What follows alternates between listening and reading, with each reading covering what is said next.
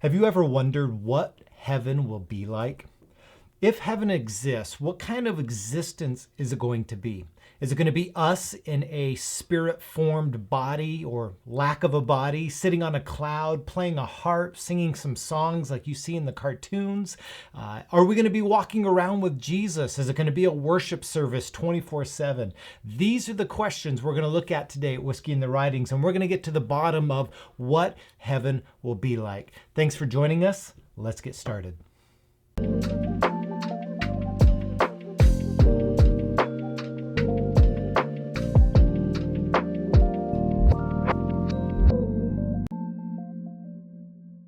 Hi, everybody. I am really excited about today's episode, not simply because we're going to talk about a subject that really matters to me, an idea of what heaven will be like for us, but we're going to be drinking a non-whiskey today. Now, I know what you're thinking. This is Whiskey in the Writings. We've got to be drinking a whiskey. But I'm really excited today because I have with me a special bottle of tequila. Now, why am I bringing tequila to a Whiskey in the Writings episode? Well, recently I had the pleasure to go to Mexico with some friends, and we spent a 50th birthday party with one of my closest friends, and we were doing some tequila tasting there, and I came across this bottle of tequila. And why I think it matters is because this particular bottle of tequila, a code 1316 is what it's called, code 1316, was aged in whiskey barrels. So, although it's a tequila, we're going to open up today and have a taste of this code 1316 tequila extra añejo. That's why you get the color, so it even looks like a whiskey, guys. So extra añejo, so you have añejo, you have extra añejo. Extra añejo has just been aged in a barrel for a longer period of time, which gives it this color. At least that's what I was told. And so it just is an aged longer tequila. It's gonna probably have some smokiness from the whiskey barrel, but it's going to be a little bit sweeter too than your traditional tequila. These kinds of tequilas are sippers. So if you're used to tequilas that you just shoot and you wonder how we're going to get through an episode shooting tequila, that's not what you do with this tequila. We sip this tequila because it's not cheap for one, and it's really good. So we're actually doing a unboxing, if you were. I have not opened this since we've been home from Mexico. I'm just gonna throw that down there. I'll pick it up later. Sorry if that's really loud in the mix. I'll have to work on that, but here we go. Yes, I'll get to the bottom of this. Now, I love this bottle. It's a super fun bottle, but what I really like is this top. And what happens is that if you're pouring it upside down, it'll actually fill up this top, and then that's what you can actually pour into your glass of whiskey. However, I learned this from my friend Joel. Yeah, my friends, Joel and Jenny, because they have some tequila that has a similar top. And what they do is instead of using this to pour into their glass, they like to save what's in this top for the very end, because as they finish a nice bottle of tequila, it's a nice little treat to have what's left there in the top. So I'll probably do the same, but we're going to go ahead and open this up. Try not to spill. Here we go. All right, boom. All right, so there's the top. We're gonna set that right there. And what do we got here? That smells good. So we're gonna pour some of this. My wife Jane's gonna be bummed that I'm pouring this without her. I'm gonna have to give her a little bit when I'm done filming today. So here we go in my Whiskey in the Writings tumbler here. We've got some tequila that has been aged in a whiskey barrel. So hopefully I'm not cheating. Technically I'm not cheating, but that's what we have here. Code 1316. Super excited to share this with y'all. Here we go.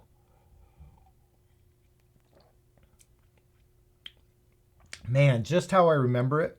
It's got a caramel kind of taste to it, which makes it super unique for a tequila. Very caramely, I guess, if that's a word. But anyway, that's our drink for today. Tequila aged in whiskey barrels, straight from Sayulita, Mexico. Cheers.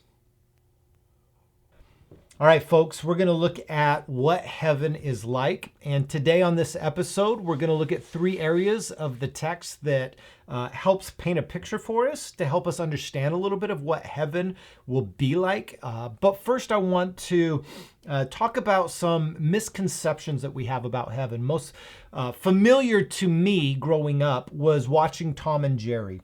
The cartoon. And so I'd watch Tom and Jerry or a Looney Tunes episode, and inevitably someone in an episode dies, like dynamite or an anvil gets dropped on him or whatever. And what you see is this, like the spirit of Tom gets lifted up, and he's up and he rises up to the sky, and maybe there are other spiritual beings around him, angels, and they're sitting on clouds and they're playing harps, and it's this cloudy kind of ethereal experience.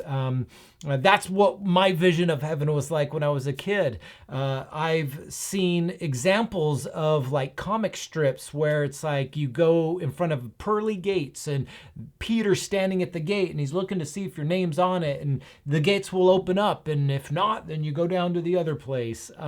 There are examples in movies and all over popular culture about what heaven will be like, and in my opinion, they all fall short, some worse than others. For example, the Tom and Jerry spirit being lifted from your body and going up into the clouds is just not biblical.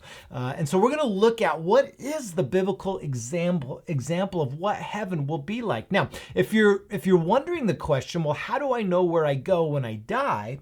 Lucky for you, I made a video about that. So I'll link to that in the show notes. You can look at where do we go when we die type of question. But today we're going to look at, okay, so we are with God forever.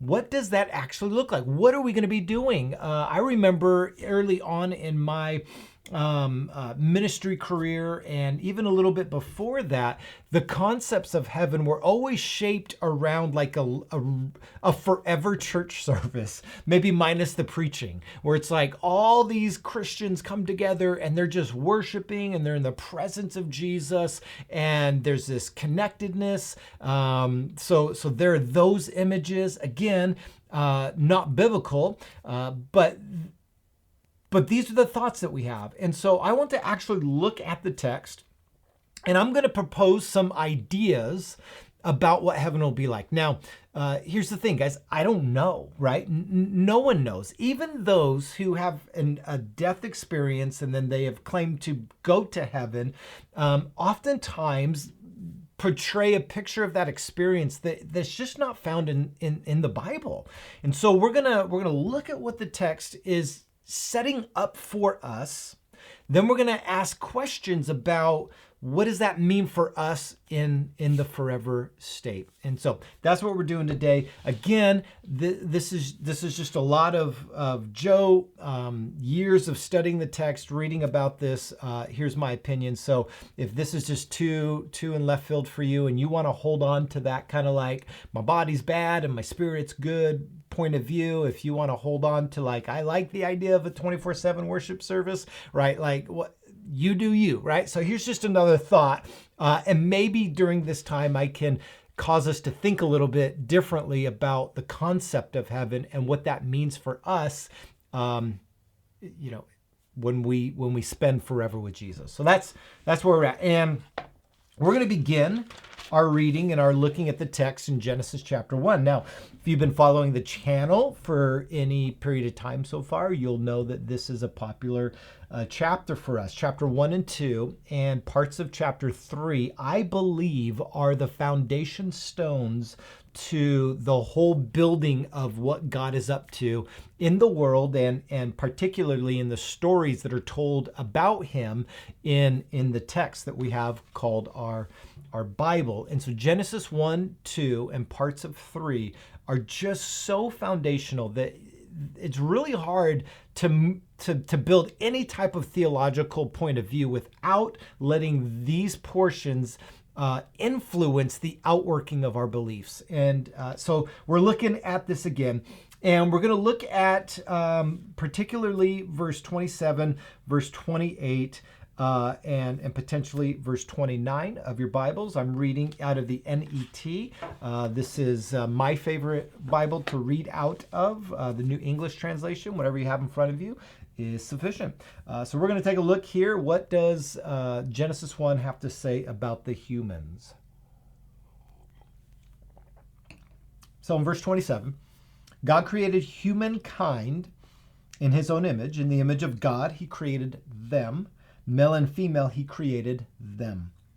God blessed them and said to them, "Be fruitful, multiply, fill the earth and subdue it. Rule over the fish of the sea and the birds of the air and every creature that moves on the ground." Then God said, "I now give you every seed-bearing plant on the face of the entire earth and every tree that has fruit with seed in it. They will be yours for food. And to all the animals of the earth and every bird of the air and to all the creatures that move on the ground, everything that has living breath in it, I give every green plant for food." It was so. And so we have here this declaration, this statement of vocation to these humans. It goes from identity, who we are image bearers, into vocation. What are you here to do? What's the point of me being here? And why this is important is because it's the setup for how God intends the earth to function and run. And so the things that we've got to wrestle with is when we are believing about the afterlife as if it's someplace that is other than here, we've got to contend with the reality of, like, if God set it up this way, why would he abandon it for something entirely different? If God's original plan was for these humans to fill the earth, which is the space we're at, to occupy this place and then to be a part of its governing and ruling, to do something with it, if your view of forever in heaven is away from here, then you've got to contend with, well, then did God change his mind? At what point did he change his mind? Why would he set it up this way if in the end he intended to actually not do that after all? But that's not the case. So at the very beginning, we have to see that whatever the forever is, it's going to involve us here on earth fulfilling the mandate that God originally intended for us to do. Okay? It's involving us. It is here, utilizing this earth, and fulfilling the oversight of this earth. That's what Genesis 1 is doing. Genesis 2 kind of enters in a little bit. It's a sequel to chapter 1. Again, if you have questions about that, go see my Genesis series. But in it, you have now a garden that exists. So God plants a garden on this earth. It's this space where God and the humans can coexist. Okay. What you shouldn't picture in your head is that this garden is filling the entire earth. What you should picture is that the earth is formed, and then in a spatial designation, this garden exists where God and the humans can coexist, and they're to go out of the garden and do their Genesis chapter 1 work, but they can also be in the garden to actually coexist with God. And out of that garden flows these rivers, and these rivers become a source of life and energy. It says this in Genesis chapter 2, verse 8. Then the Lord God planted an orchard in the east, in the Eden, and he placed the man he had formed there. The Lord made all kinds of tree grow from the soil, things that were pleasant for and good for food. And the tree of the knowledge of good and evil were in the middle of the orchard. And then he says in verse 10, now a river flows from Eden to water the orchard, And from there, it divides into 4 head streams. The name of these, and so he gives these name designations. So you picture out of this place, it's actually there's rivers that split into 4 different rivers that actually became a source of nourishment in life. Now, why is that important? Okay, because this is the setup, and the biblical authors carry that idea forward. For instance, you have a writing in Ezekiel. Ezekiel is a major prophet in the Old Testament. He speaks on behalf of God to the nation.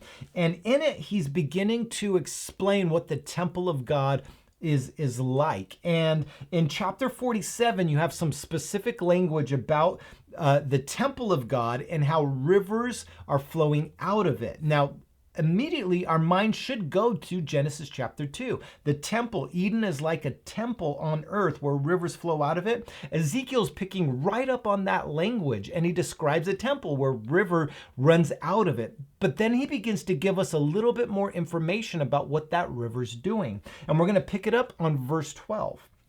This is Ezekiel 47, verse 12.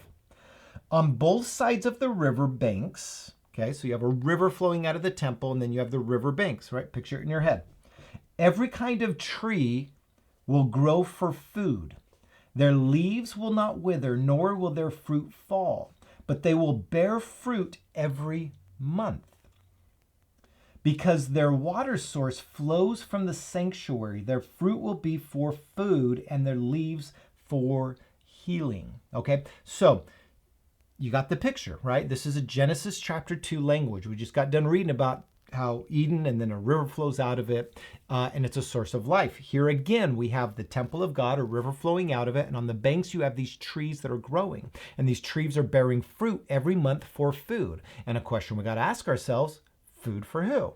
Okay, so immediately, if your imagination is a bodiless existence, we don't need food as spirits, do we? Maybe, maybe not. I don't think so. In a Platonic point of view, right, this doesn't make sense. So there's food involved that these fruit produce. Secondly, there's another thing. There's leaves on these trees, and these leaves have a designation of healing. So here's something to ponder. If Ezekiel is picking up on this Genesis 2 language and describing the reality of God's kingdom when it is in full reality here on this earth, that there's a river that flows out, it's for food and healing, and its leaves are for healing. The question we got to ask ourselves is, who needs healing? And in eternity and in heaven, who needs food? Do we need food? Who is this for? Why is this here? Interesting. Now, if you think that's the end of it, you're wrong. So Ezekiel's picking up on 2, and he uses specific language, mapping it on Genesis 2. But he's not the only one that does it. And I bet you can guess where we're turning next. At the very end of your Bibles, we have in Revelation 21 and 22, the description that John gets through this apocalyptic vision, this revealing, or that's what apocalypse means. It means to reveal or to uncover something that's hidden. It's not about like an end war finality as much as it is about a revealing of something that's been hidden. So John's been given a vision of something that people have not seen, a hidden thing, and he's writing about that. And in Revelation chapter 22, this is what he says. Then the angel showed me the river of the water of life. Now we have another river, right? Rivers are all over the place. Water clear as crystal, pouring out from the throne of God and the Lamb. If you have a throne of God, where's the throne of a deity belong? In a temple. Where's the river flowing from? The throne, the temple, Ezekiel. Down the middle of the city's main street, and on each side of the river, Ezekiel talking now, right, is the tree of life, producing 12 kinds of fruit, yielding its fruit every month. What did Ezekiel tell us in 47? Every month of the year, it's producing fruit. Its leaves are for what? Healing of the nations. And there will no longer be any curse, and the throne of God and the Lamb will be in the city. Okay, if you're following with me so far, your mind needs to picture that the ultimate reality of forever was established in Genesis 2, distorted in Genesis 3, the vision of its return in Ezekiel 47, and the finality of that vision in Revelation 22. Here we have a vision of the kingdom of God in full display and in full power and in full effect. And out of there is a river where there is a tree of life that provides fruit every month, food, and healing. Its leaves provide healing. And once again, if Revelation, right, you might go, well, I don't know if Ezekiel 47 is talking about forever eternity, right? It is, but we can set that aside. No one disagrees that Revelation 21 and 22 are talking about the forever status of humans. And here we have again the question we've got to wrestle with. Who needs healing in eternity? Who needs food, fruit? So what's happening here? What's going on in this reality of forever? Now, there's a couple things I want to point out. Revelation 21 in particular. This is the setup of what we see in Revelation 22, the river flowing out of the city. The setup for that is this. Then I saw, this is Revelation 21, verse 1. Then I saw a new heaven and a new earth, for the first heaven and the first earth ceased to exist, and the sea existed no more. Okay, so there's a couple concepts here, okay? The earth, heaven and earth ceasing to exist does not mean that God blew it up and then built something brand new. What it is saying is that the elements that were consuming our earth, i.e., death, destruction, pain, suffering, sin, whatever you want to, these things that we go, man, if God's good, these things wouldn't exist. We go, yeah, these things are here and they're covering the earth. And it says that earth that we know that we see today will no longer exist. Not meaning it's going away, but that it's being burnt away. This is like 2 Peter language, that the former things will be burnt away in a fiery furnace. It's not to burn away to destroy, but to burn away to reveal. This is an apocalyptic vision, to reveal what actually should exist. And so the new heaven and new earth isn't a brand new thing.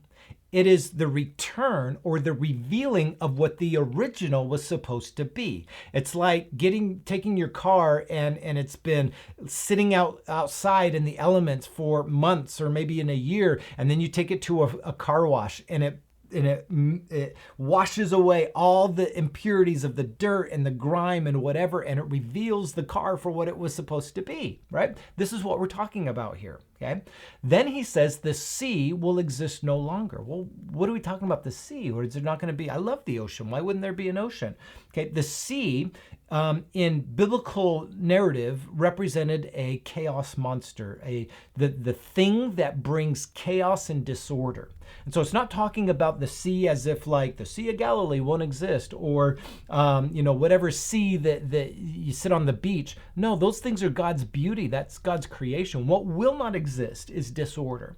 And that's what the sea represented in ancient biblical narratives. So that's what it's talking about there. Disorder, chaos will no longer exist in God's world. And then he makes a city. And then it says, look, this is verse 3. Look, the residence of God is among human beings. He will live among them, and God himself will be with them.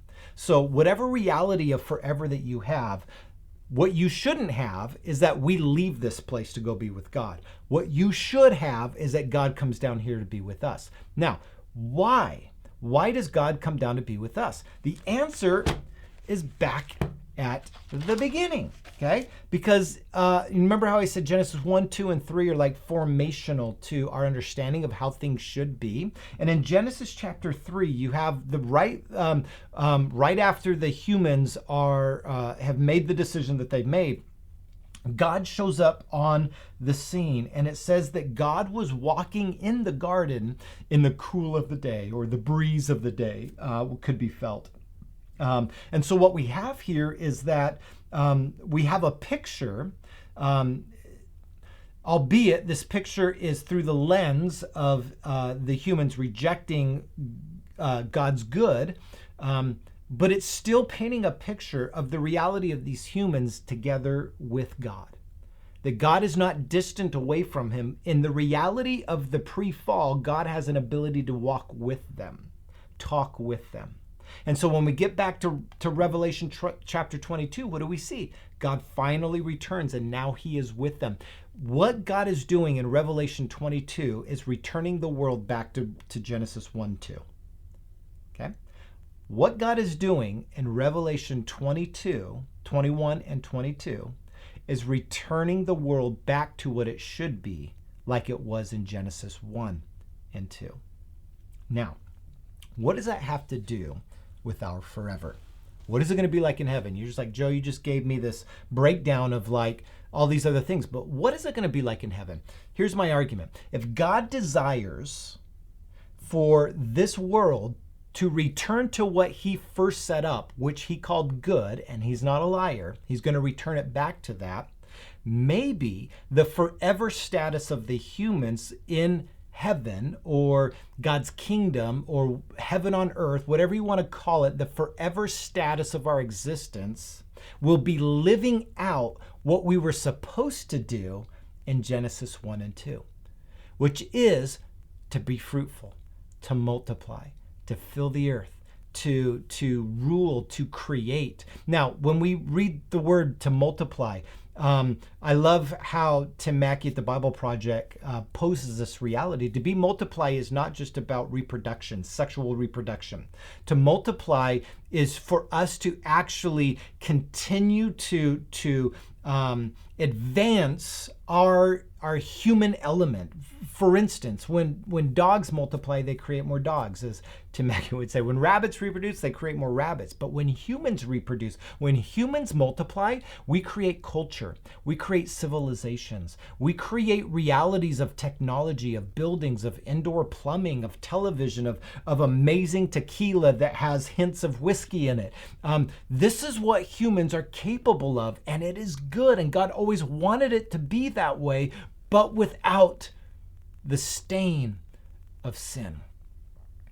So our forever, in my opinion, and this is just Joe's opinion, this is what I think heaven's going to be like. I think we're going to have exactly what we have now. I think we're going to be in realities where we create, where we fulfill the things that we love to do. Maybe there's a world where there are baristas out there that when you go in to order a coffee, their passion is to create the best cup of coffee, and heaven for them is living that reality out. Maybe heaven for me is talking to people about Jesus. I love this. What I do right now, I absolutely love. Now, maybe I might be out of a job because I think, Jesus will be with us. But whatever that is, I'm going to live out the reality of what is inside of me, and I'm going to create, and I'm going to multiply, and this is going to be heaven. I think we're going to be with our families. Yeah, Jesus said there'll be no marriage in heaven, but that's just it. Marriage is a human construct. What he's not saying is that there won't be relationships in heaven. So I think we're going to still have our relationships. I think I'll still know you as my friend. I still think I'll know my wife. Maybe I won't call her my wife, but we are connected, we are bonded together. And I think in heaven, we'll continue that reality. I'll know my children, they'll know me. Again, that might look not like it does now, but I don't think we're just gonna kind of be mindless, I think it's gonna be a lot like this. But picture a world where there's no abuse of power. Picture a world where there's no disorder and war and rumors of war. Picture a world where there's no poverty. There's an end to hunger. Picture, you got trees producing fruit, so end of hunger. Like, picture a world where the things that cause us to go, oh, like the things that grind on our spirit because we know it's wrong, a world where that one exists. That will be heaven, and it'll be a good thing. So that's what I think heaven's going to be like. I think it's going to be a lot like this, but without all the things that cause us problems, like heartburn or me burping because I'm trying to talk while I drink some tequila. I think we'll have bodies that are free from decay and sickness. Well, will I have this body or my 15-year-old body? I don't know that matters. That's the wrong question. The question is that are you living that reality now? Can you live heaven on earth? And remember what Jesus told his followers to pray. Pray every day. When you pray, our Father in heaven, hallowed be thy name. Your kingdom come, your will be done on earth as it is in heaven. We were meant to live the reality of heaven right now, right here, while we await the final reality of that glorious existence without the sin that holds us back. That's what heaven's going to be like. And we're invited to participate that in the here and now. So, having said all that, that's what I think heaven's going to be like. I don't know if that helped. I would love for you to leave your comments in the description. Reach out to me. Let me know what you think. How crazy am I? It's all good. I'll take it. I'm a big boy. Let me know what you're thinking. Like, subscribe, all those things if you're finding this stuff useful, and share it with people if you think this is a helpful video to think differently about what heaven's going to be like. Until then, though, enjoy your tequila or whiskey or whatever you got in front of you, as I am. This is delicious. I encourage you to, if you're in Mexico, to pick some up. Until next time, cheers.